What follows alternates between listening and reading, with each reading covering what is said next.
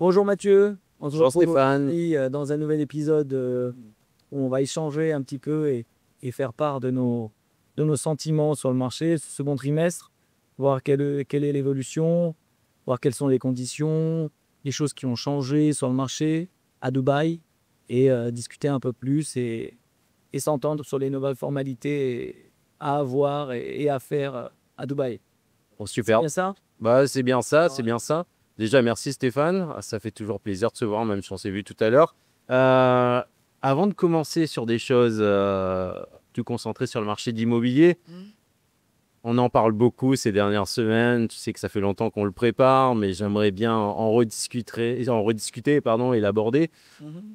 Parle de l'anniversaire de Maddy. Je sais que tu as construit quelque chose, ça fait longtemps que tu l'as en tête, et là, tu le lances. Ouais, on l'a lancé il y a quelques jours. On parle bien sûr donc de l'offre qu'on a mis en place concernant l'anniversaire. Donc on a simplement nos 2 ans. L'idée est de remercier nos clients par un geste tout simplement naturel parce que, en tout cas, j'ai toujours appris de reverser, de donner un peu de son temps, de donner de sa richesse, de sa passion. C'est ma nouvelle passion depuis quelques années, l'immobilier, et je cherchais une idée ou une manière de le faire transparaître. Euh, J'aurais pu le faire en faisant un pot, en invitant tous les collègues, en posant une personne au hasard, lui dire voilà, bravo, viens, on propose un billet d'avion. Mais c'est pas dans l'ADN. L'idée, c'est de remercier quelqu'un qui croit en nous, qui va croire en nous et qui souhaite et qui participe même à notre réussite, à notre expansion, à notre richesse et à notre aussi au partage de notre savoir-faire. On- j'ai beaucoup parlé la dernière fois de l'éthique, de la manière de transmettre, la manière d'écouter le client. Et j'écoute les clients et il y en a beaucoup qui peuvent pas finir parfois un plan de paiement, qui ne peuvent pas forcément, bien sûr, ils investissent, mais un investissement, des fois, quand on investit par exemple en off-plan, on n'a pas tout l'argent sur soi. Si on a l'argent entièrement disponible, écoute, ça sert à rien de faire du off-plan parfois. Il vaut mieux Oui. aller sur du secondary market avec un projet déjà prêt. C'est aussi une option. Mais quand on a l'argent qui arrive grâce à son travail, grâce à sa richesse, grâce à ses investissements, et qu'on a un plan de paiement, mais qu'on a plusieurs installments, on peut aussi avoir de la chance. Moi, dans tous mes investissements, il faut aussi une part de chance. Et la chance, on veut la donner à quelqu'un. Si tu participes, si tu veux acheter et que tu décides de nous faire confiance, tu as peut-être de la chance et on va vous rembourser pour le plus chanceux 20% de son investissement initial. Pour celui qui est un petit peu moins, 4%. Ça représente les prêts DLD, on l'a imagé comme ça, mais c'est 4% également de son investissement initial. Et pour le moins chanceux, mais c'est quand même une super belle chance, c'est de venir à Dubaï pendant une semaine ou 10 jours, on va le définir, pour 2 personnes, dans un hôtel luxueux. On va le définir aussi parce qu'on laissera le choix, mais on va conseiller et consulter. Ce sera un hôtel luxueux, 5 étoiles, qui sera sûrement à La Palme. Je pense par exemple au Royal Atlantis, c'est un exemple, et avec les billets également offerts. C'est pas pour plaire, c'est pour transmettre. Je veux d'abord donner et bien évidemment, il faut qu'ils achètent. C'est un point essentiel. On ne peut pas définir juste comme ça, allez, toi, tu as gagné, toi, tu as gagné. Donc, comment faire pour gagner? On va faire venir une personne assermentée, un huissier, un notaire, qui va venir faire le tirage, va prendre le fameux token. Et le token, c'est un numéro qu'on va attribuer lors d'un achat. Si par exemple une personne à Itersol, donc client achète un bien, il aura un numéro qui va correspondre peut-être à sa numéro de facture ou à son numéro de bien. Le deuxième, s'il en achète deux, il aura participation double, etc., etc. Il y a un client qui a passé 10 appartements, donc automatiquement, il aura 10 numéros différents. Ça, c'est super important de le comprendre. Donc peut-être 10 chances de plus, et tant mieux pour lui. Ce sera peut-être pas lui qui sera tiré au sort, mais il aura plus de chances qu'une autre. L'idée, c'est de donner à tout à chacun sa chance. J'aurais pu faire de plusieurs manières ce remerciement. Inviter les 10 plus gros clients de l'agence, leur faire... Mais ils n'ont pas besoin de ça. Les 10 plus gros clients de l'agence sont déjà très chanceux. Peut-être qu'ils gagneront. mais cette partie sera due à sa chance et son hasard. L'idée, c'est de reverser à des personnes qui en ont peut-être besoin. Allez savoir. Je ne sais pas comment ça va se mener et comment ça va aboutir. Mais l'idée, c'est de concentrer ce montant-là qu'on a décidé d'allouer pour un budget, parce qu'on a quand même un budget par rapport à ça, et de le reverser à la personne qui lui fera confiance. Il décidera de passer à l'acte avec nous.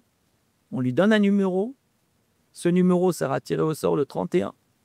Il viendra avec les 3 gagnants, viendront à Dubaï, ils se reverront remettre la récompense et ils viendront donc dans un second temps avec cette récompense pour en profiter, leur chèque ou autre, qui sera reversé dans le compte en manque de leur choix ou au promoteur directement, mais cet argent sera pour eux et sera défini pour eux. Voilà, j'espère que c'est clair. L'idée, c'est d'expliquer de manière tout à fait transparente cette démarche. Je sais que ce n'est pas anodin, c'est une première fois, mais dans toute première fois, il faut une part de confiance.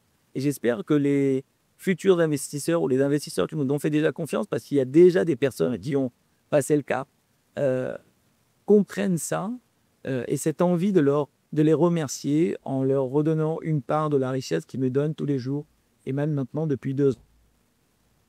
Merci, et merci en tout cas là-dessus, Stéphane. C'est vrai que on a souvent cet échange, surtout ces derniers jours.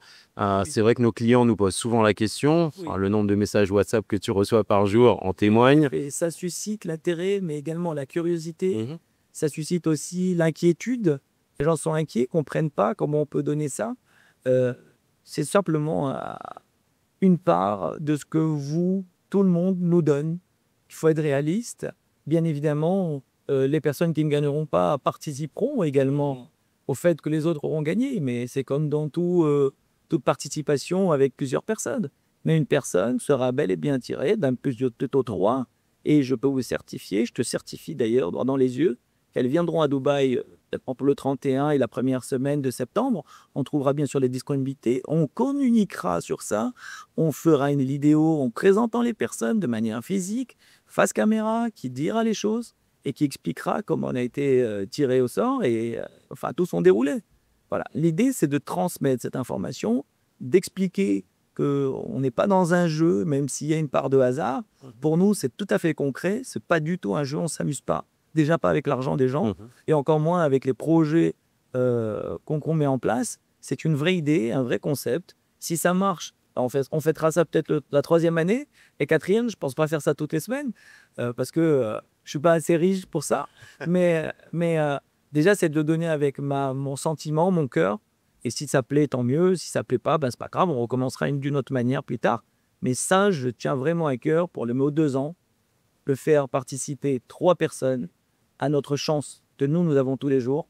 C'est de rencontrer des belles personnes que nous accompagnons, avec qui on met le cœur à l'ouvrage. Juste avant de venir au podcast, j'étais avec une cliente, par exemple, qui nous a fait confiance pour le projet de Trump d'Art Global. On revient juste derrière de là-bas pour une signature de son SPA. Elle fera partie.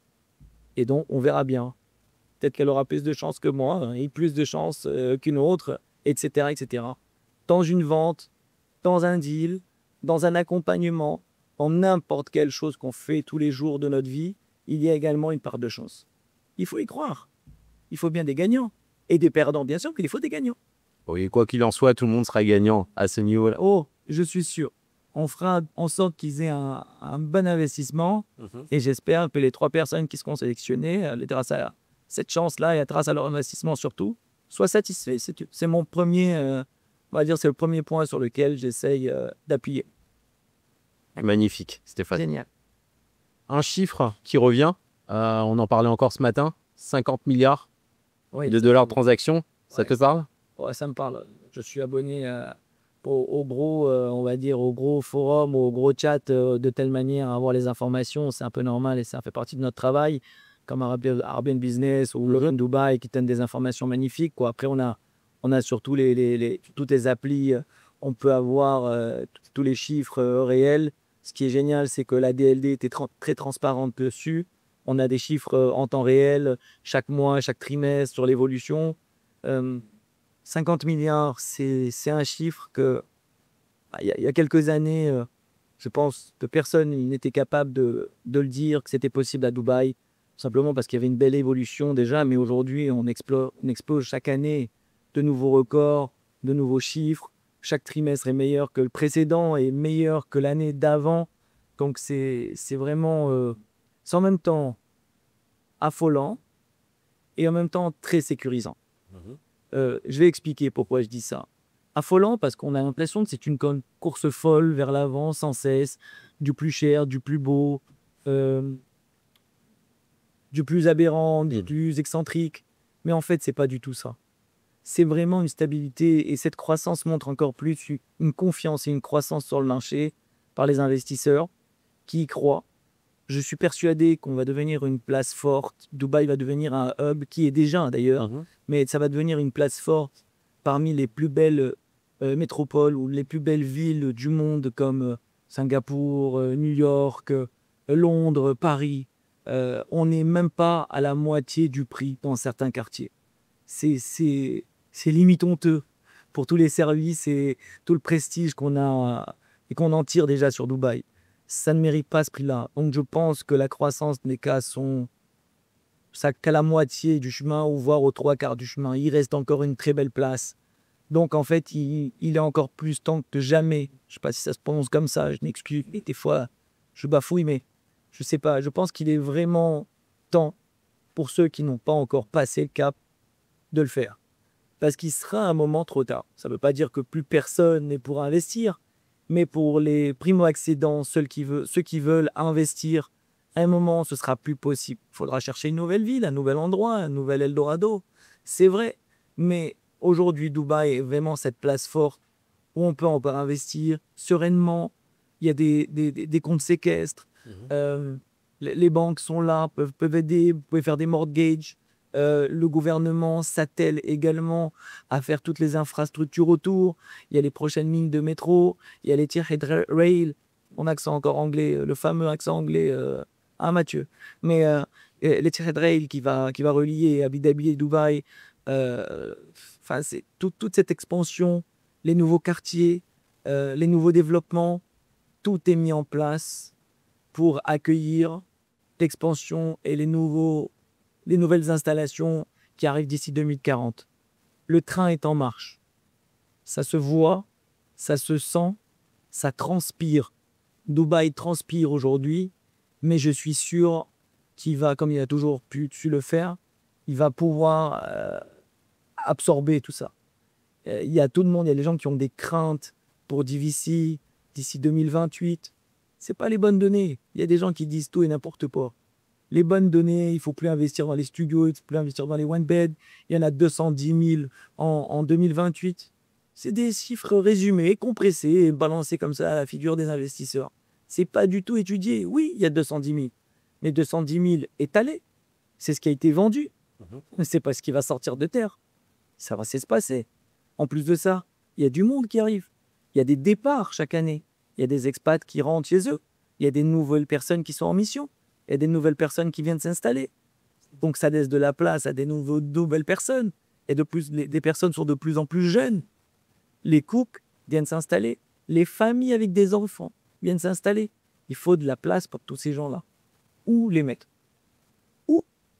Aujourd'hui, les prix de l'immobilier au niveau des locations augmentent de pratiquement 15%, 20%, 30% dans certains quartiers. Et comment? Quel argent? Comment créer cette richesse? Comment pouvoir se loger? Il y a déjà cette problématique aujourd'hui. Aujourd'hui, il y a même des personnes qui sont confrontées à ça. Elles louent au moins dans certains quartiers parce qu'elles ne peuvent pas accéder à des quartiers. Aujourd'hui, même comme dit Vessi, les deux bêtes se louent entre 130 et 140 000 dirhams à l'année, même 160 à l'année. Si tu as une piscine sur ta terrasse, tu passes quasiment les 150, la barre des 150 000 dirhams. C'est un montant qui est équivalent à un business B pour un 2 beds. Dans certaines tours, bien sûr, il y en a d'autres qui sont plus prestigieuses et qui en fassent la barre des 200 000. Et je parle en dirhams, bien sûr. Ça fait l'équivalent de 50 000 euros, mais c'est un montant qui, aujourd'hui, n'est pas accessible à tous. Avant, DVC, un 2 beds, c'était 80 000 dirhams, 20 000 euros. Aujourd'hui, on est quasiment au double. Comment comprendre ce marché? C'est pas juste des chiffres avec des installations, avec des biens livrés. Oui, C'est normal, il y a une demande. Et pas les développeurs ne vont pas construire. Il y a cette demande. Les développeurs ne sont pas idiots. Il y a bien une analyse de marché. Ok, il y en a un qui est peut-être bête. Et les autres, alors, c'est la même chose? C'est pas possible. Il y a une vraie étude. Il y a des professionnels derrière. Personne n'y croyait dans certaines places fortes aujourd'hui mondiales où ils disaient que c'était pas possible. Aujourd'hui, voilà, c'est saturé et maintenant ça se déverse maintenant sur Dubaï. Il faut penser intelligent. Il faut pas juste écouter. Ok, écouter c'est bien, mais ensuite rechercher, comprendre. Et c'est ce que nous essayons de faire tous les jours avec chez Mayday Properties. C'est de comprendre, d'analyser, de retranscrire ces informations qu'on écoute aussi, mais d'essayer d'éclater cette information de telle manière à ce qu'on ait les petites micro-informations à l'intérieur qui vont permettre d'analyser ça. Et c'est là où le client comprend. Et quand on lui transmet les bonnes informations avec les détails, et pas simplement ce qu'on a vu sur l'Instagram du concurrent ou même le nôtre, hein, parfois. Il faut comprendre ce qu'on dit. Et à ce moment-là, l'idée est beaucoup plus claire. L'investissement se fait plus sérieux, plus approfondi, et on peut les amener parfois sur d'autres informations et d'autres investissements. Le client doit comprendre avant d'apprendre. Il doit comprendre, parce qu'une fois qu'il a compris, l'apprentissage est parti tout seul. Et toi, Mathieu, qu'est-ce que tu peux nous en dire? Comment tu ressens? Effectivement, c'est des chiffres à chaque fois qui sont mentionnés, qui effraient certains clients, qui les encouragent pour d'autres. On parle de dynamisme, on parle de peur, de crainte. Effectivement, il faut mettre une réalité en face des chiffres. On parle de transactions. Effectivement, il y en a énormément. On en voit tous les jours. On voit différents types de biens, des studios, des une chambre. On en parle beaucoup, des 2 chambres. Mais derrière, regardons aussi le nombre de nouveaux résidents chaque année. Quand on prend par exemple en 2024, où on a eu 174 000 nouveaux résidents, il faudra bien les loger, ces gens-là.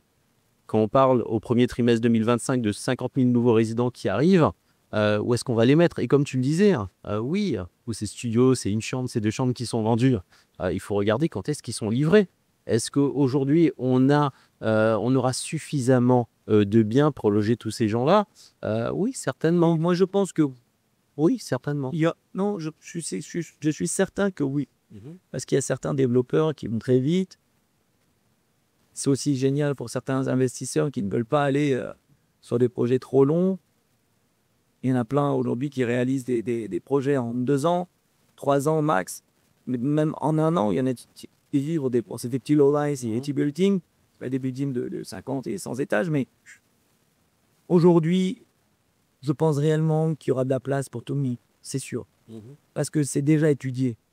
Ce qui est génial à Dubaï, c'est que les personnes au gouvernement anticipent ça.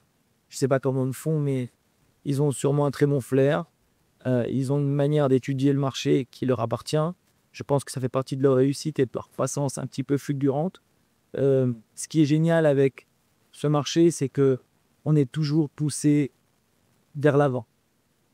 Bien sûr qu'il y a des petits indices qui disent que ça va se redresser, ça va reculer, ça va baisser. Ok, mais ça fait 3 ans maintenant que je suis là. 3 ans que j'attends le même refrain. 3 ans que j'attends le mois de juin pour que ça baisse. 3 ans que j'attends l'information où le promoteur ne va pas dire. Et ça n'arrive pas. Donc, c'est facile de travailler avec des si et des si et des si. Et on fait quoi avec? C'est jamais le moment. Alors, attendons tous. Mais ça sert à quoi? C'est pas comme ça que ça se passe. Une analyse, un investissement, ça se fait quand on a l'argent, le bon projet en face.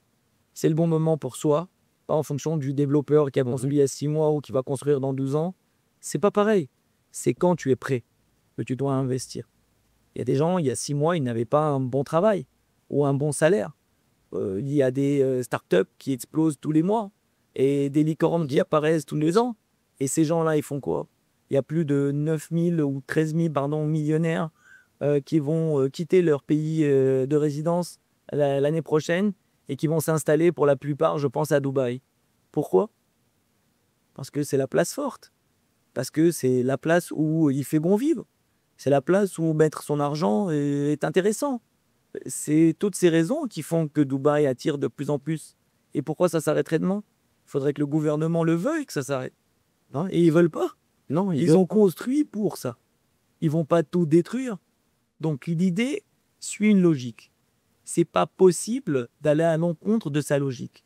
Tant que le gouvernement choisira d'aller de l'avant, et en tout cas, c'est ce qu'ils font depuis plus de 20 ans, en tout cas de ce que j'ai appris. C'est-à-dire que j'ai été jusqu'à 20 ans, il y a 20 ans. Avant, j'ai quelques notions du pays, c'est-à-dire de Dubaï, l'histoire de Dubaï, mais on va dire jusqu'à il y a 25 ans, donc en 2000, lorsqu'il y a eu le second essor. Et jusqu'à cette période, ils font toujours ce qu'ils disent et ils disent toujours ce qu'ils font. C'est incroyable. Et c'est cette mécanique qui fait que demain, en tout cas pour ma part, je suis confiant et je veux continuer demain, à continuer mon métier, à pérenniser mon entreprise, à pérenniser mes investissements. Et très sincèrement, je ne vois pas où je mettrais mon argent ailleurs. Il y a peut-être le Maroc, il y a un petit peu des petits balbutiements sur Marrakech, sur Tanger, parce qu'il y a la Coupe du Monde en 2030. Je suis moi-même marocain, j'y crois.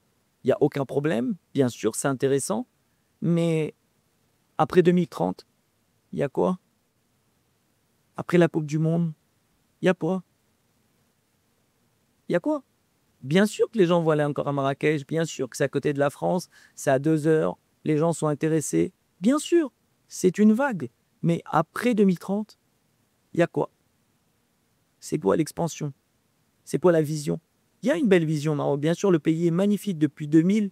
Il y a une énorme progression dans le pays. C'est beau. Qu'on fait un petit comparatif. Le Maroc est sublime. C'est mon pays. J'adore.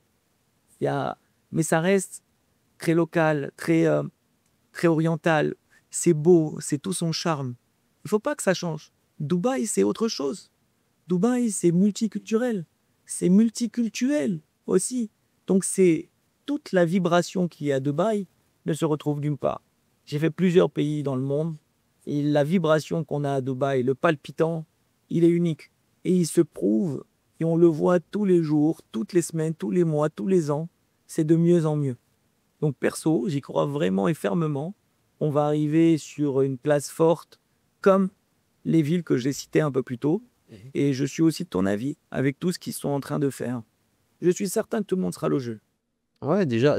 Et après, il y a un autre point qui est important aussi que tu mentionnais, c'est concernant, on a beaucoup plus de familles aujourd'hui qui viennent à Dubaï. Bien sûr. Je te donne un chiffre, effectivement, en 2033, le gouvernement fonctionne par vision à Dubaï, Oui. 100 nouvelles écoles qui prévoient de construire pour justement accueillir les enfants de ce nouveau résident. Je ne connaissais même pas ce chiffre, tu me l'as. C'est effectivement 100 000.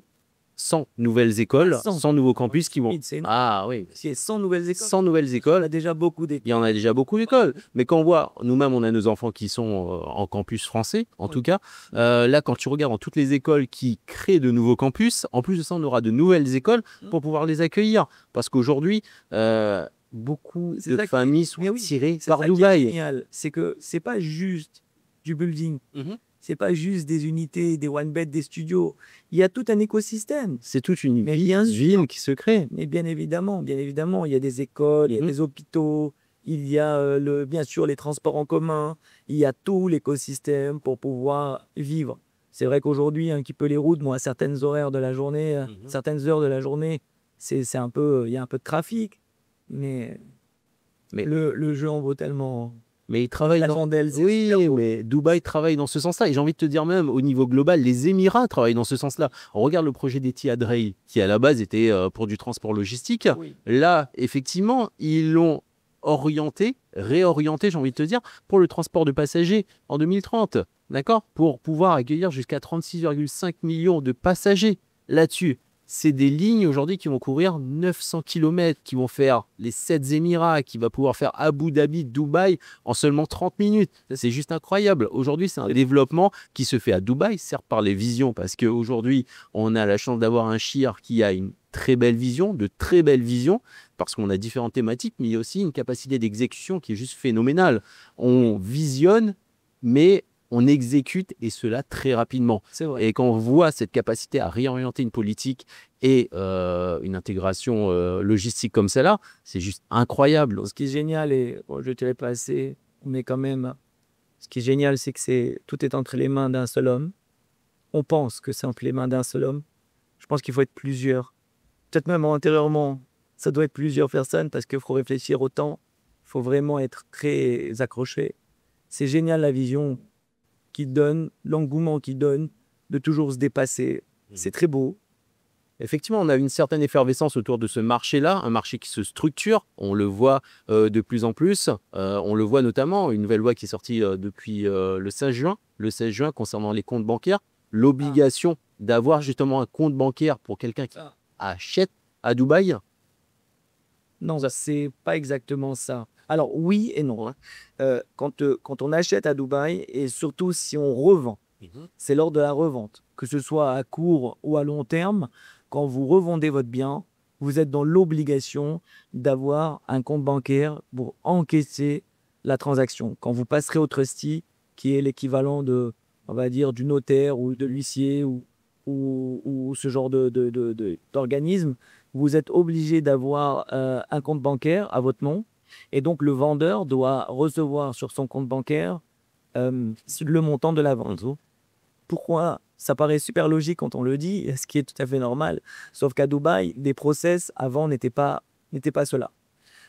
Avant, on pouvait, en tant qu'agence ou en tant que personne lambda, toi, Mathieu, tu aurais pu faire un POA, ce qu'on appelle un Power of Attorney, donc être on va dire, te substituer au vendeur ou à l'acheteur, ou même les deux, leur présenter donc, ce document aux autorités et leur dire, voilà, je fais la transaction pour les deux. On aurait pu payer en espèces, on aurait pu payer en carte bleue, on peut payer en chèque, mais il faut une transaction, pas plus forcément. À l'époque, on n'était pas obligé d'avoir une transaction entre l'acheteur et le vendeur. Ça pouvait se faire entre deux personnes mandatées pour encaisser, recevoir et transacter. Aujourd'hui, c'est terminé. Bon, il y a bien sûr des solutions. Si vous nous contactez, on peut, si les clients nous contactent, on peut les aider, les accompagner parce que nous avons les démarches. On a également les contacts auprès des banquiers pour ouvrir un compte bancaire en quelques heures. On a les personnes pour également faire quand même le POA en ligne à distance. C'est tout à fait faisable. On a toujours le même process. Cette loi veille juste à protéger le client. Certaines personnes disent, ouais, mais ça complique la vente. Non, non, non, surtout pas. Il y a tellement eu de choses qui n'étaient pas saines. Et justement, encore une fois, on revient à cette discussion. Le pays veut vraiment déjà se faire voir de la meilleure des manières auprès des institutions internationales concernant les laundering money, tu sais, le blanchiment d'argent. Donc l'idée, c'est d'assainir le marché. C'est sublime. Je trouve l'idée, au lieu d'agresser le client à dire tenez-moi tel papier, donne-moi un fêtier. Non, une phrase. Compte bancaire obligatoire. C'est terminé. Ça assainit directement toute transaction. Tu viens ici pour acheter, tu veux investir dans le pays, tu veux revendre, il y a un seul chemin. Et ce qui est génial, c'est valable pour tout ici. Il y a un chemin et pour tout le monde. Ça évite tout débordement. Tout chemin annexe, c'est une voie. Tout le monde se réveille, il y a une même loi pour tout le monde. Bien sûr qu'il y a des montages, il y a un accompagnement personnalisé. Encore une fois, si les personnes veulent en savoir plus, elles peuvent nous contacter et on va les aiguiller de la meilleure des manières et on trouvera la solution pour faire en sorte que la transaction se fasse. Ils n'ont pas besoin d'être présents, mais ils ont besoin d'avoir un compte bancaire. On a aussi d'autres méthodes qui peuvent avoir des transferts. Il y a tout un montage. On ne va pas tout divulguer, c'est trop long. On ne va pas embêter les clients. L'idée, c'est de les accompagner. Donc, c'est notre métier, c'est notre travail qui nous appelle. Ils nous appellent simplement et on leur expliquera de vive voix la démarche. D'accord? Donc, à part cette partie-là, qui est bien sûr le compte bancaire, il y a toute la partie administrative. Et ça, on s'en occupe également. On s'occupe de toute la transaction, du NOC, puisqu'il faut faire une démarche auprès du développeur pour obtenir une clearance bill, c'est-à-dire il faut avoir toutes les charges, tous les frais. Tout réglé. Voilà, exactement, il faut avoir tout assaini. Un ancien propriétaire ne peut pas vendre s'il n'a pas nettoyé toutes les charges pour le nouvel acquéreur. Et ça, c'est génial. On s'occupe bien sûr de toute cette partie-là et on l'accompagne également donc, sur la création du compte bancaire afin de recevoir sa transaction. Tout le package est mis en place. Il suffit simplement de nous contacter et on expliquerait ça de vive voix et plus en détail. Est-ce que tu peux nous en dire plus par rapport à l'annonce qui a été faite il y a quelques jours concernant ceux qui souhaitent investir à Dubaï pour les nouveaux résidents? Ah oui, bien sûr, Stéphane. Effectivement, on a dernièrement ce qu'on appelle ici le first time home buyer. Pas mal de questions aussi qui sont arrivées dans les derniers échanges avec les clients. Oui. Une question qui aujourd'hui permettent, et je vais donner la réponse directement là-dessus, l'accès à la propriété aux résidents de Dubaï. Première question effectivement qui revient souvent, est-ce que c'est réservé uniquement aux Émiratis? Et non. Aujourd'hui, tous les expatriés, effectivement, oui, ils peuvent justement avoir accès à des conditions particulières pour accéder à la propriété. Ouais. Une condition, il faut Ouais. que ce soit leur premier achat. C'est ça. D'accord? Donc là-dessus, effectivement, ils peuvent faire une demande et c'est relativement simple, juste à télécharger une application qui s'appelle Dubai Rest. Ouais. Et là-dessus, ils peuvent avoir accès à des conditions privilégiées avec des étalements de financement pour la DLD, pour le paiement, pour le plan de paiement. Oui, c'est ce que j'ai. Et ça, on peut le faire étaler jusqu'à 18 ans là-dessus. C'est Et génial. donc là-dessus, on peut avoir accès à des promoteurs premium, Oui. à des... Alors, il y en a 14 apparemment. Il y a 14 développeurs qui rentrent dans ce programme, de ce que j'ai vu dans ce programme, pardon. Mhm. Il y a également l'accès à un crédit, un mortgage, quasiment, je crois que c'est à taux zéro pendant quelques années. Donc, tout est mis en place pour permettre aux résidents de Dubaï qui n'ont pas encore acheté à Dubaï Exactement. de pouvoir devenir propriétaires de leur premier bien. Donc, en fait, le gouvernement aide les résidents de Dubaï. C'est exactement ça. C'est génial. Ouais, c'est magnifique. Enfin, moi, j'ai trouvé ça génial. Non, c'est bien parce qu'il y a une vraie volonté d'attirer de plus en plus de personnes, des Non. personnes qui sont... Je pense que c'est différent. Excuse-moi de couper, Mathieu. Tu as raison dans un sens.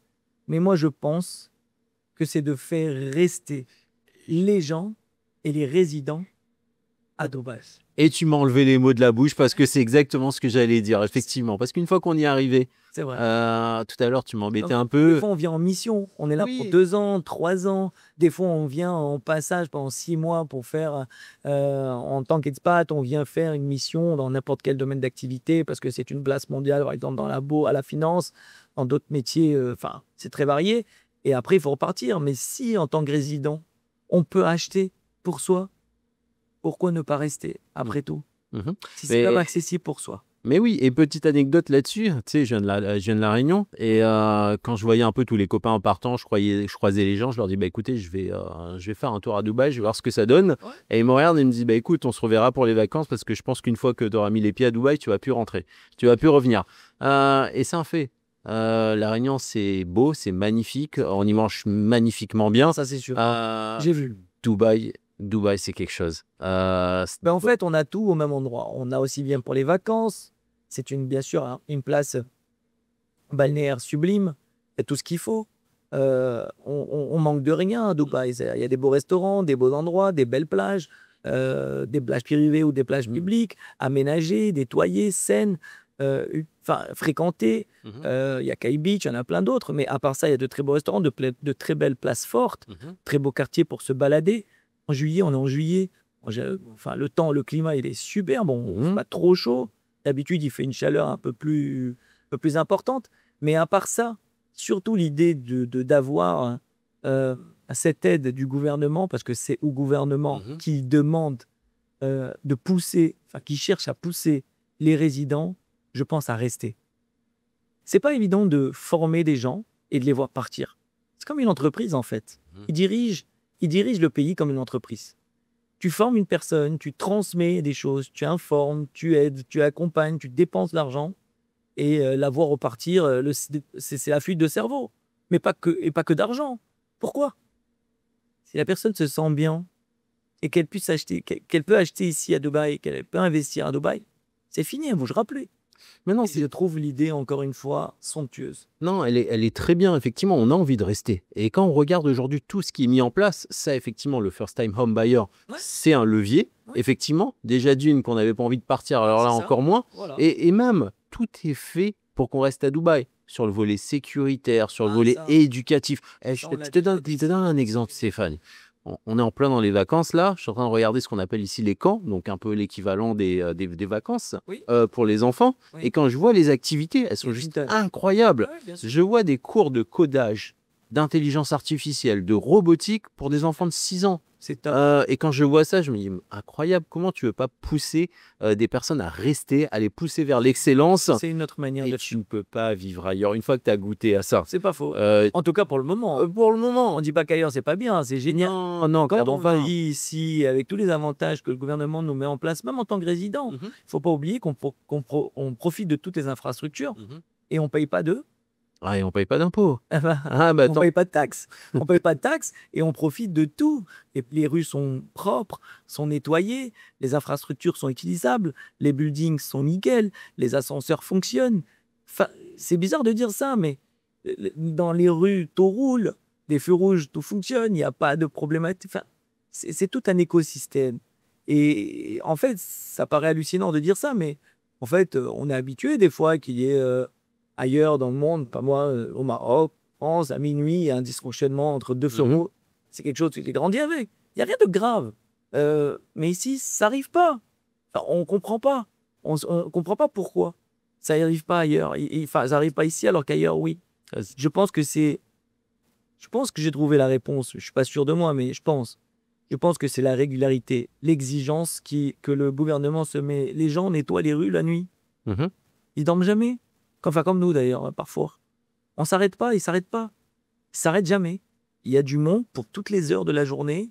Cette rue doit être nettoyée à telle heure. Cet endroit doit être arrangé. Cette ampoule, elle ne défonctionne pas. Il y a un service pour chaque chose. Et tout le monde a un travail dédié. C'est fait automatiquement, régulièrement, avec une intensité comme c'était au premier jour. C'est fou. Et donc le pays reste nickel, reste attrayant. C'est un plaisir d'avoir tout le pays qui fonctionne. Il n'y a rien qui est défaillant.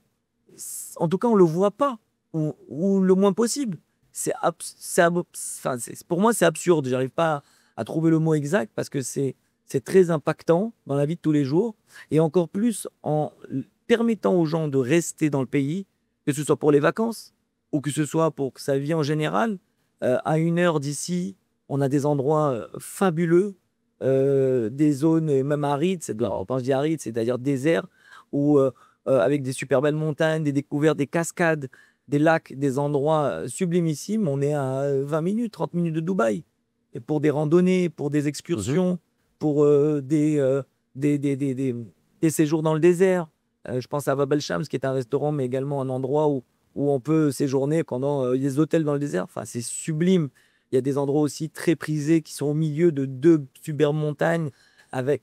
Bref, c'est des endroits féeriques qui, pour moi, enfin, j'aurais jamais pensé que ça existait. Et c'est juste à côté. Donc, il y a des gens qui ne veulent plus partir, n'ont plus besoin de quitter les Émirats pour aller en vacances. Mhm. On dépensait de l'argent pour du soleil et de la mer. Et ils ont tout là. Et à 1 heure d'ici. Et tu sais, ce qui est marrant, parce qu'avant que tu l'abordes là, ça m'a fait sourire d'ailleurs, c'est que quand tu dis tu comprends pas ce phénomène, enfin tu l'as Ah, clairement j'arrive pas. caractérisé. Moi, c'est pire, j'y avais pas pensé. Quand tu parles d'un feu qui ne fonctionne pas, Ouais. une trame de métro qui n'arrive pas, Ouais, chose qu'on yep. peut le voir dans. Yep. Et c'est là que je me dis, mais attends, à quel moment j'y ai pensé? C'est l'entretien. Ouais. La régularité de l'entretien. Tout est entretenu. Chaque chose a son rouage et tout roule. Il n'y a pas, même quand c'est défaillant, c'est réparé très vite parce que les personnes, c'est comme dans les buildings ici, la majorité des promoteurs mettent un service de sécurité dans le building. Il y a également les personnes de la maintenance qui restent 1 à 2 ans dans le building. Mhm. C'est compris dans le prix des charges. Du coup, tout fonctionne. Il y a un problème d'ascenseur, 1 demi-heure, c'est réparé. Il n'y a pas 6 mois d'attendre les institutions du syndic de copropriété qui doit envoyer la demande, le devis que le syndic, enfin que tout l'immeuble paye, que le syndic se mette. Et en attendant, tu dois monter 12 étages à pied et redescendre avec toutes tes courses et tout. Non, il y a pas. Il n'y a pas. Ça roule, Clairement ça pas. marche, on paye, on a le service. Il n'y a pas de défaillance. C'est nickel. C'est exactement la Et en plus notion de ça, d'exécution exact. conventionnée. Ouais. C'est ça qui est génial. Et en plus de ça, tout est dirigé par une personne. C'est encore plus hallucinant. Il n'y a besoin que d'une personne. Alors qu'ailleurs dans le monde, il y a 512 personnes pour la même chose et il n'y a pas d'efficacité. Je compare avec aucun pays. Chacun fera son idée et comparer avec chez soi. Mais en attendant, c'est ça le résultat. Mhm. Une personne et tout roule. La notion même de leadership et d'exécution. C'est tout droit. Et ça, c'est génial à vivre. C'est vraiment plaisant. D'ailleurs, là, je pars bientôt en vacances. Je ne sais pas comment ça va être. Je suis sûr que ça va être magnifique parce que je serai en famille. Mhm. Mais j'ai perdu cette habitude. Donc, je ne sais pas comment ça va être. On verra bien. Mis à part ça, l'information principale, c'est de pouvoir accéder Mhm. à la propriété pour les résidents, nouveaux ou anciens. Je pense qu'il faudra résoudre une problématique, entre guillemets, d'avoir un salaire depuis plus de 6 Mhm. mois, parce que c'est ce que demandent en général Mhm. les banques ici. Donc, avoir l'assurance qu'ils puissent être sur place, qu'ils puissent être là pour des contrats à long terme, qu'ils puissent payer, pas faire des crédits et disparaître. Non, c'est pas possible.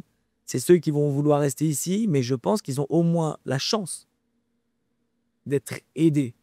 Et être aidé, c'est parfois même plus que de faire la chose soi-même. Avoir une aide, avoir une écoute, avoir un accompagnement, Mhm. un soutien sur qui se reposer, c'est sublime. Ça n'existe nulle part dans le monde. Et encore Dubaï le fait. J'aurais adoré, moi, dans mon pays, on me dise viens, achète et je t'aide. Et après bon, moi j'achète et on me dit je t'aide plus. C'est pas fou, c'est fou d'avoir ce genre de choses. Ça donne envie de continuer, de dire allez, qu'est-ce qui m'attend demain? C'est quoi la nouvelle surprise? Il va y avoir un truc où je peux peut-être participer. C'est ça qui est génial. Bah, toujours dans une démarche d'amélioration continue. Quand on Mais- regarde chaque problème à sa On se solution. demande, c'est quoi encore la Bah, prochaine idée? c'est aussi de se dire que Dubaï, beaucoup me disent Dubaï, il n'y a pas de culture, il n'y a pas de vie, il n'y a pas On l'a d'histoire. créé. On l'a créé déjà d'une, mais on se base aussi sur le retour d'expérience de toutes les capitales mondiales, où à chaque fois, que ce soit culturellement, économiquement, financièrement, on se dit systématiquement qu'est-ce qui se fait de bien, de mieux dans toutes ces capitales-là. Et Dubaï prend ces idées, Sur- les améliore sur et les exécute. 70 ans d'existence. 70 ans d'existence. Ça résume en une phrase, ça résume tout ça. Mhm. C'est pas possible. Ok, c'est un pays jeune, c'est un pays neuf. C'est tout beau, tout blanc. Encore une fois, je suis persuadé que grâce à la rigueur, ou avec la rigueur que le gouvernement et que les Émirats apportent au pays, au niveau infrastructure, au niveau innovation, au niveau technologie, au niveau installation, transport, les nouveaux aéroports, le nouvel aéroport, énorme, immense, un des plus grands du monde, voire le plus grand du monde. Les palmes, sublimes, grandes, belles, des infrastructures, des écoles, plus de 100 écoles nouvelles qui vont ouvrir, les rails, la construction du nouvel accès ferroviaire Mhm. qui va délivrer tous les Émirats, les transports en commun, les nouvelles rails de métro, pardon, les nouvelles lignes de métro. Mhm. C'est quoi tout ça? Qui c'est qui paye? Qui c'est qui paye? Moi, je paye pas d'impôts. Tu en payes, toi? Non plus. Super. Qui c'est qui paye? On a aujourd'hui, regarde, C'est le gouvernement. c'est le gouvernement. le gouvernement. Grâce à quoi? À l'économie, à cette Grâce vision aux qu'il a. achats, grâce à la DLD qui est dépensée, les Mhm. 4%, grâce à cet investissement, le pays, parce qu'on pourrait le garder, hein, cet Mhm. argent, ils ne sont pas obligés, hein, mais ils voient loin. Ils prennent cet argent, ils le remettent dans la balance, ils le remettent dans la consommation pour permettre aux gens de consommer, de surconsommer, de reconsommer. Ce qui est génial, parce que c'est comme ça qu'on dépense, donc il n'y a pas de taxe. C'est sûr qu'on dépense cet argent, parce qu'on a un pouvoir d'achat plus Mhm. important. Et du coup, même nous, en interne, on se dit, bah ok, je gagne un peu plus, je vais acheter moi-même un bien où je suis aidé, je vais mettre 2000, 3000, 4000 dirhams. Et je dis ça, je dis pas ça en plaisantant. Quand je dis 4000 dirhams, on peut acheter avec 4000 dirhams. Aujourd'hui, les gens qui résident à Dubaï avec Bingati, je reviens à Bingati qui est pour moi un des développeurs les plus renommés, réputés, avec qui j'adore travailler Mhm. parce qu'on est remercié par Bingati, on est sollicité par Bingati, on est très, enfin en tout cas moi je suis très axé Bingati parce que il livre vite, il construit vite, bien, propre, avec des belles normes. Enfin c'est carré, c'est délivré dans les temps, les clients sont contents et ils viennent de lancer un programme où avec tu peux payer, on a partagé ça ensemble, hein, les résidents peuvent acheter avec 0,33% par mois. C'est-à-dire qu'ils font le down payment de 10%, enfin 10% le premier mois, 10% le deuxième mois, enfin 10, pardon, 14 avec la DLD plus 10. Et après, c'est 0,33 sur un bien à 1 million de dirhams. On est à 3500 dirhams par mois. Incroyable. C'est hallucinant. Ouais. 3500 dirhams. On parle de 700, 800, 1000 euros par mois. Il y a, bon, d'accord, il y a des bullet points, ce qu'on appelle des bullet points. Il y a des points tous les 6 mois. Il y a des conditions sans. Et c'est parce qu'il le construit en 2 ans. Et de quelle manière il faut bien le payer. Mais en attendant, c'est 1 000 euros par mois. Quand on a la chance de travailler dans un pays comme celui-ci, de faire un peu d'argent et d'avoir une certaine richesse, alors je ne parle pas que financière, mais de pouvoir trouver des biens de cette qualité-là, à un prix comme ça, mais il faut faire quoi alors? Pour des investisseurs ici, ils peuvent acheter, payer 1 000 euros par mois, revendre à l'arrivée pour des gens qui sont étrangères, avec une plus-value. C'est sublime l'idée. Et il y a qu'à Dubaï où on voit des promoteurs qui ont un succès important et qui innovent quand même. Et c'est ce qui m'a donné l'idée de... Pourtant, on est tranquille dans notre place, c'est-à-dire qu'on peut continuer à faire nos ventes, nos deals.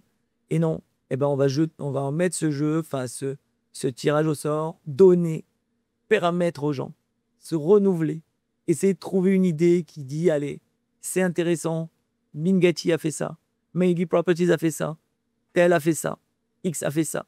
D'être toujours dans cette course à l'amélioration, l'innovation, qu'on ne nous oublie pas. Et d'ailleurs, il ne faut pas nous oublier parce qu'on est là, on se bat fort sur le marché pour donner le meilleur service et c'est là où on se démarque. Et si en plus on apporte ça à la balance pour nos clients, j'en suis totalement heureux. Bingati n'était pas obligé de faire du 0,33. Le building était vendu déjà. Sauf qu'ils ont lancé, avec leur succès, ils ont lancé ça sur tous les autres buildings. Ah, ça a attiré quoi? Ça a fait parler, ça a attiré du monde. Il y a plus de ventes, plus de clients contents, plus de locaux contents, de résidents. C'est tout bénef. C'est tout bénef. Il n'a même plus besoin d'aller se battre sur le marché étranger. Les locaux achètent, tout simplement. Bien sûr, les clients étrangers également achètent, et les locaux profitent aussi de l'expansion et à la participation de sa réussite. Et moi, ça, je trouve magnifique. C'est une idée brillante. Alors, Maya, déjà, merci d'être à mes côtés aujourd'hui pour partager un petit moment ensemble. Quelques chiffres importants. Je sais que tu adores les chiffres. C'est génial, cette passion qu'on s'est donnée mutuellement. Moi, j'adore les chiffres aussi parce que c'est très concret, ça parle tout de suite aux gens. Donne-nous quelques bons chiffres que tu as retenus, plus que moi d'ailleurs, sur les Émirats. Et je te laisse faire et je t'écoute. Bah, aujourd'hui, on a un très beau chiffre, c'est d'actualité, c'est sorti aujourd'hui. Les Émirats arabes unis sont classés le premier pays sur 89, donc d'une stabilité économique. Ok. C'est-à-dire, on dépasse même les États-Unis, qui n'ont pas été classés parmi les 10 premiers, Ah oui. ce qui explique que le gouvernement a vraiment structuré l'évolution, les lancements d'entreprises, le business carrément, tout est encadré de A à Z. Bien sûr, on le fait aussi, on aide aujourd'hui les investisseurs, pas qu'investir dans l'immobilier, mais aussi à ouvrir des entreprises. C'est pas faux, mais on l'a externalisé. C'est-à-dire qu'en fait, on peut tout faire. Surtout dans mon ADN. Mais courir plusieurs lièvres n'a pas une résultante. Il faut bien sûr avoir plusieurs pôles structurés. Et en 2 ans, on ne peut pas tout proposer. Déjà, nous proposons les biens au second marché, proposons les biens off-plan. Nous proposons également la gestion immobilière avec un accompagnement personnalisé, la location en long terme et en short terme. La partie création d'entreprise, on la propose. Nous avons un très bon partenaire avec qui nous travaillons depuis quasiment le début de notre activité et on lui laisse le soin. On recommande donc le client de passer par eux. C'est pour nous le meilleur service apporté aujourd'hui à Dubaï parce que l'entreprise existe depuis plus de 15 ans à Dubaï et qui propose ces services-là. Ils ont un accompagnement juridique, ils ont un accompagnement donc également avec des avocats à l'intérieur, bien évidemment juristes, et un accompagnement également de la création d'entreprise avec différents types cœurs de métier dans cette entreprise. Et c'est un domaine qu'il faut vraiment très bien maîtriser parce qu'en fait, quand on crée une entreprise, on déclenche des quotas. On déclenche des quotas pour obtenir des Emirate ID.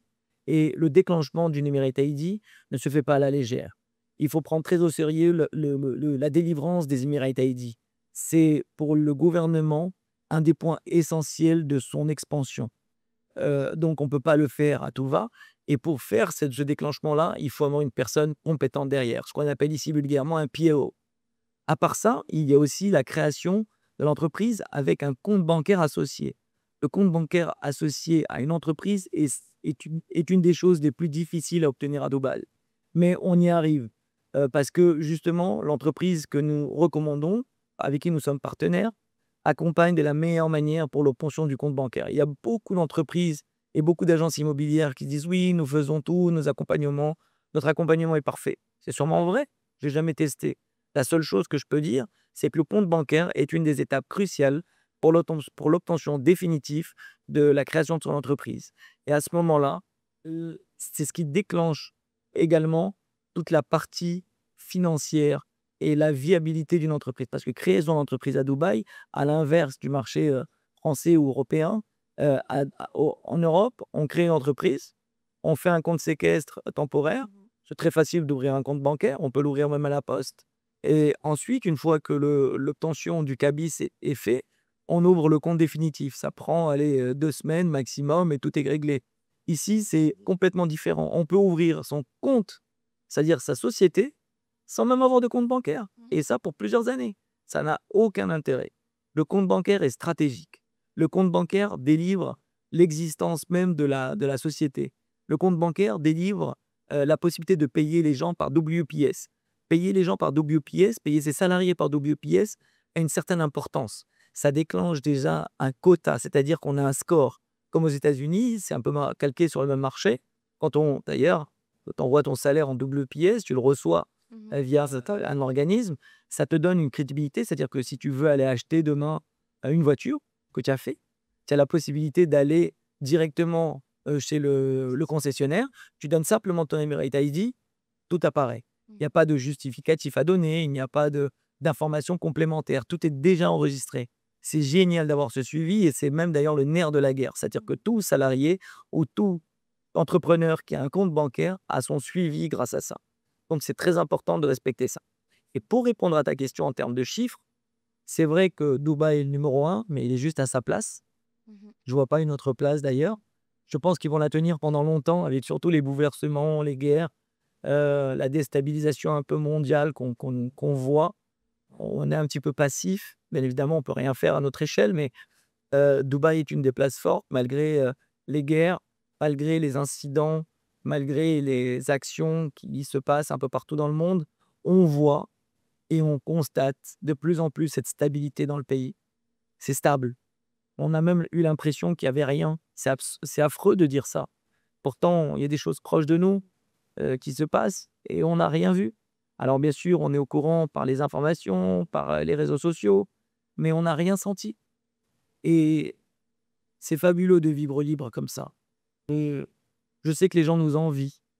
Et je pense que tant qu'on aura cette stabilité, et je l'espère pour un très long moment, on restera, je pense, à la première place. Et quand je dis on, je parle bien sûr d'abord des Émirats, je ne parle pas de nous, mais les Émirats resteront à leur première place pour un long moment. Et puis, c'est une suite logique, c'est-à-dire qu'aujourd'hui, les investisseurs sont venus acheter un bien. Il y en a pour qui c'est à but lucratif, pour rendement locatif ou revente. Bien sûr. D'autres, ils veulent avoir un pied-à-terre comme résidence secondaire. Bien sûr. Mais il y en a aussi qui utilisent cet investissement pour faire une demande de Golden Visa, Bien sûr. pouvoir ouvrir des comptes bancaires facilement en une semaine, venir avoir une carte de résidence, qu'on appelle ici l'ID, et par la suite ouvrir leur entreprise. Bien sûr. Donc, de notre côté, Je veux juste couper. Ces places deviennent de plus en plus chères. Ça existe dans plusieurs pays dans le monde, au Portugal. Il faut payer. C'est-à-dire qu'il faut payer un visa, 100 000 euros, 200 000 euros. Pour certains pays, par exemple Monaco, c'est 1 million. Ou d'autres pays où il faut payer son passeport ou son Emirate ID. Ici, il ne faut rien payer. Ça ne va pas au gouvernement. Ça va pour soi. On investit, on achète un bien pour soi. Et c'est cet argent-là qui revient. Donc, c'est très important de le concevoir. Je ne pense pas que ça durera des années et des années. C'est aujourd'hui le cas.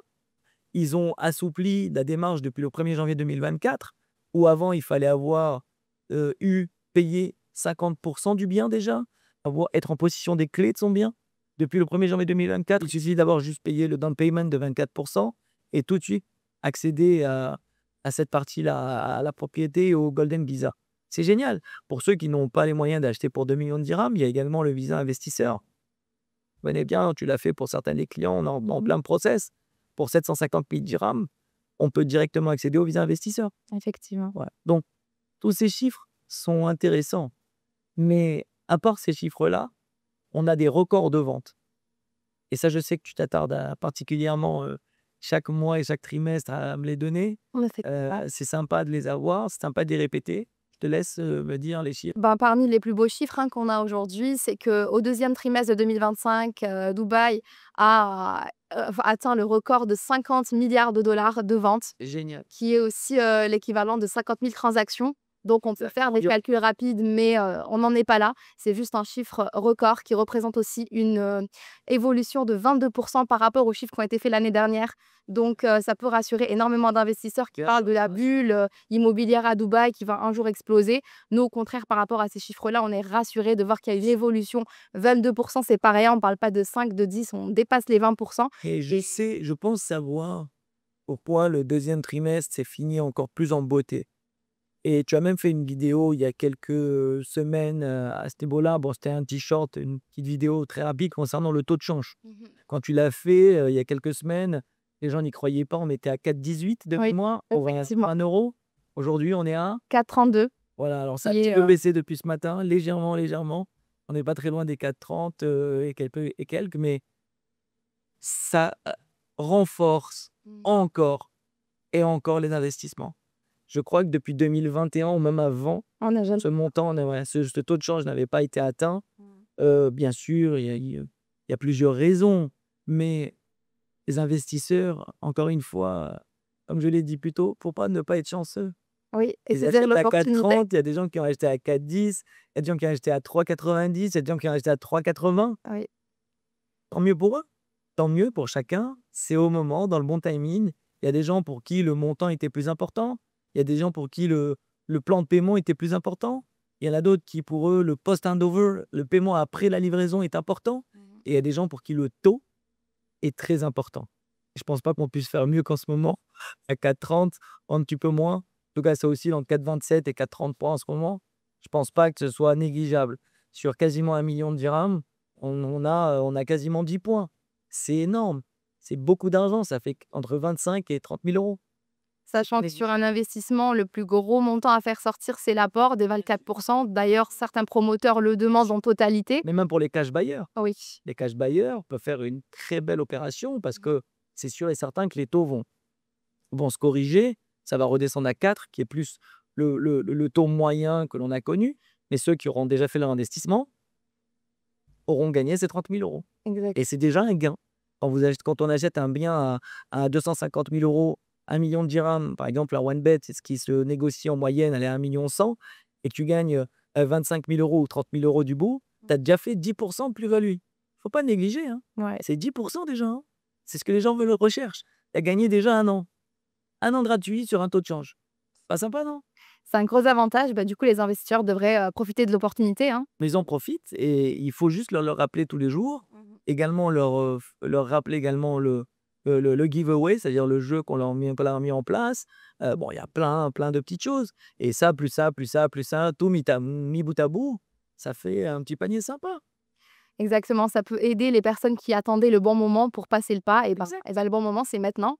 Exact. Comme je dis souvent, les personnes qui cherchent c'était quand le meilleur moment pour investir, c'est pas demain, c'est pas aujourd'hui, mais c'était hier. Donc pour ceux qui n'ont pas encore investi, bah, c'est le moment ou jamais. Et puis même par rapport à notre accompagnement, moi ce que je dis aux personnes qui ont déjà investi avec nous, c'est que quand on voit que le taux il est aussi avantageux, déjà on fait le change pour les prochaines échéances qui restent à payer. Ouais. Et du coup c'est aussi avantageux sur un montant total. Ce qui est génial aussi, c'est que tu le vois également, et toi surtout particulièrement, j'ai là un petit peu moins d'1 an avec moi, mais tu le vois aussi également au niveau de la répercussion, c'est-à-dire la redondance des clients. Aujourd'hui, les clients reviennent. Oui.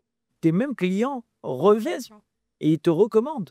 Donc, ils te recommandent ou à leur famille proche. D'ailleurs, il y a un certain client qui va faire investir son fils, donc tu es en plein dedans.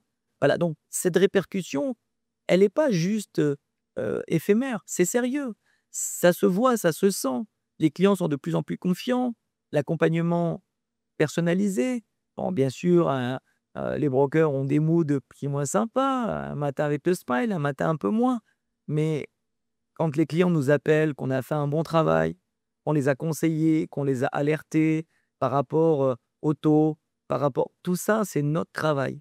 Si on n'appelle pas nos clients régulièrement, au moins 1 fois par mois, 1 fois tous les 2 mois, c'est d'ailleurs un travail que je m'acharne à faire, mais ça me prend beaucoup de temps parce que j'ai la chance d'avoir pas mal de clients.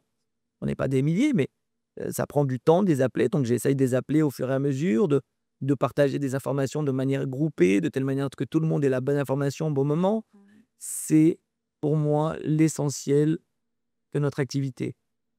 Donner l'information au bon moment et que le client soit dans le bon timing de la recevoir.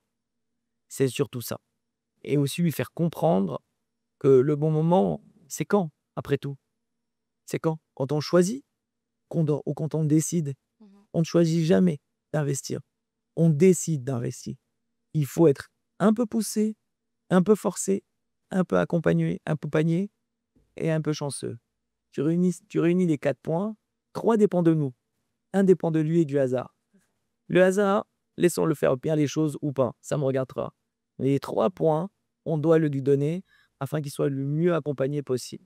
Et ça, je sais que tu fais très bien ton travail à ce niveau-là. Et c'est ce que j'aime le plus dans mon travail parce que on n'est pas des commerciaux, on est des conseillers C'est et vrai. ça se fait sur du long terme. C'est vrai, exactement. J'adhère à ce que tu viens de dire totalement. Maïa, on va terminer sur une touche pour te connaître. C'est quoi une journée classique de Maïa chez Madly Properties? Ah bah déjà, la journée, je sais pas par où elle commence, où elle se termine. C'est-à-dire que l'immobilier, tu sais ce que c'est, hein. Les journées dépassent 24 heures, on s'arrête jamais. C'est-à-dire aussi qu'il y a le décalage horaire, donc des fois, il faut être disponible pour les clients, que ce soit la nuit. Et puis à Dubaï, les administrations ouvrent très tôt. Donc on essaye un petit peu d'être toujours disponible, que ce soit avec le promoteur, avec le client ou autre. Donc disons, par exemple, un lundi, début de semaine, on a la routine, la réunion avec l'équipe au bureau. On commence, ça va à 11 heures parce que aussi on est réglé par rapport au décalage horaire avec la France. Mais du coup, après, on enchaîne les réunions avec les promoteurs, les appels. Il y a souvent des lancements. Il y a énormément de nouveaux projets chaque semaine, chaque mois. Donc, on essaie d'être à l'affût, de savoir les prochains projets, les projets phares surtout, pour pouvoir positionner nos clients en avant-première. Et après, la journée ne s'arrête jamais parce que voilà, on continue les rendez-vous à droite, à gauche. On est chez les promoteurs, on filme des maquettes, on fait des vidéos. Là, maintenant, on fait des podcasts. C'est toujours un plaisir parce qu'on aime notre travail, mais c'est vraiment un lifestyle. L'immobilier, c'est pas un job parce que c'est à plein temps. Ouais. Non, mais c'est incroyable parce qu'en fait, comme tu le dis, on s'arrête jamais et je le vois même, bon, on est assis déjà à côté au bureau, Ouais, ça n'empêche pas que le week-end, on s'envoie des messages, pour se demander des informations: «Tiens Maya, tu penses quoi de ci? c'est Tu vrai. penses quoi de ça?» Et on s'arrête pas, parce que des fois, on s'envoie des messages, il est 11 heures, minuit. C'est juste incroyable parce qu'en fait, on vit, on respire immobilier et je vais même te faire une confidence parce que je pense qu'on la partage. J'ai à certains moments pas l'impression de travailler, Ouais. parce que je m'amuse. J'ai une personne et je pense qu'il se reconnaîtra. Je l'ai eu hier dimanche au téléphone. Il me disait, j'ai déjà eu 5-6 personnes au téléphone, c'était des vendeurs. Il m'a dit, «J'ai pas eu de conseiller jusqu'à présent». Je dis: «Mais c'est normal, c'est qu'une question de timing, discuter, échanger, prendre son temps et le faire avec passion».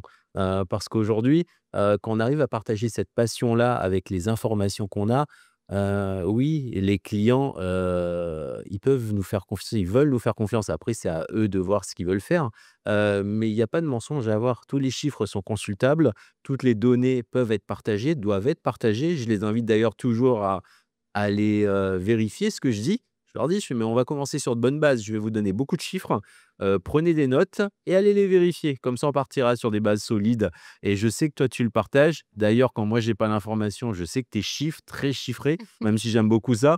Je te pose la question parce que je sais que tu dormiras pas et tu pourras me répondre. C'est vrai, tu as dit, les mots-clés, hein, c'est la passion, la confiance et aussi la transparence avec le client parce que faut se dire que nous, on habite ici à Dubaï, donc on connaît vraiment comment ça se passe, le gouvernement, les promoteurs, les documents, tout ce qu'il faut signer et aussi, le suivi. Par contre, le client, il est à l'autre bout du monde, il sait pas comment ça se passe, il est en train d'investir. Des fois, c'est des gros montants, des fois, c'est les économies de toute une vie. Mmh. Donc s'il nous fait confiance, il faut vraiment qu'on soit transparent et clair avec eux. Il faut une honnêteté à 200%. Je ne sais pas si tout aujourd'hui les agents l'ont sur le marché. On parle de commerciaux, on parle de conseillers, mais c'est vrai que la frontière est poreuse et là, il faut voir un petit peu quelles sont les valeurs et les principes de la personne. Et moi, je me rends compte aujourd'hui que la plupart de mes investisseurs me ressemblent. C'est des gens qui travaillent sur du long terme, qui ont des projets d'avenir, des familles qui veulent venir résider. Donc, je leur donne ma propre expérience, je leur transmets mes démarches, comment j'ai fait, les choses, les belles choses et les mauvaises choses, hein, parce qu'on a toujours des expériences qui sont bonnes et d'autres qui sont moins bonnes. Donc il faut les transmettre et les donner au client, lui expliquer comment ça se passe, qu'est-ce qu'il faut éviter, qu'est-ce qu'il faut faire. Et c'est ça, en fait, qui fait qu'aujourd'hui, les personnes avec qui je travaille, bah, on a des relations sur du long terme et c'est même plus des clients. Ça devient vraiment des amis, voire, comme de la famille parce qu'on travaille sur du long terme et des fois même, je leur parle plus qu'à ma famille.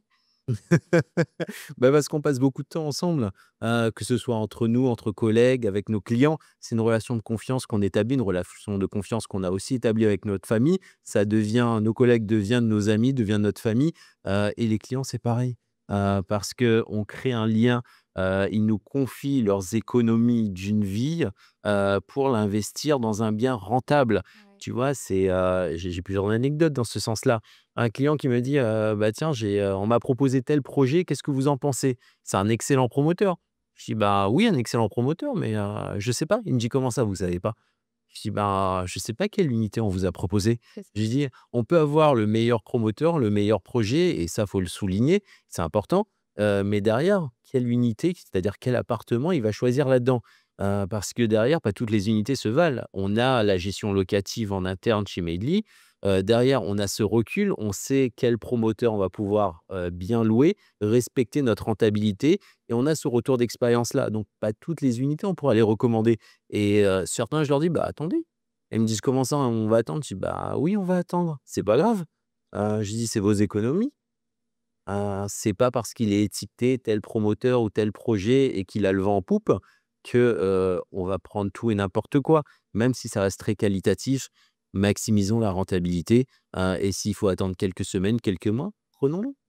Je suis d'accord avec toi sur ce point parce que c'est une question qui revient souvent. Il y a beaucoup de clients qui nous demandent c'est quoi le meilleur projet, c'est qui le meilleur promoteur. Mais moi, je dis toujours, il n'y a pas de meilleur projet, il n'y a pas de meilleur promoteur. Même le meilleur des promoteurs peut faire un mauvais projet. Donc aujourd'hui, on voit grâce à la DLD, on a des sites à suivre sur le gouvernement, etc. Où on peut voir, par exemple, les terrains à qui sont vendus, la hauteur des terrains. Mais par exemple, tu as cité la hauteur des projets, tu as cité un point très important, c'est-à-dire l'unité. En fait, on peut avoir, un très beau projet, une très belle unité avec la vue sur mer, mais il suffit que le terrain d'en face soit vendu à notre promoteur et qu'il fasse un building plus haut, que ta vue va être bloquée. Donc à ce moment-là, même s'il avait investi le client sur la meilleure, unité et le meilleur projet, mais si le l'agent immobilier, le conseiller ne fait pas son travail comme il se doit, il ne va pas se rendre compte qu'en face, il y a déjà un terrain qui a été vendu. Donc toutes ces choses-là, c'est des choses qui, d'un côté, rendent la vente sur plan, on va pas dire difficile, mais très pointilleuse. Mais en même temps, le gouvernement a mis en place des éléments que si on utilise ça, nous, sur du long terme, on peut très bien faire les bonnes affaires à nos clients. Mmh. Bah, oui, parce que ces mêmes sites, d'ailleurs qu'on partage à nos clients, on peut voir qui a acheté la parcelle et on peut voir aussi le nombre d'étages, ce qui nous permet d'anticiper les meilleures vues.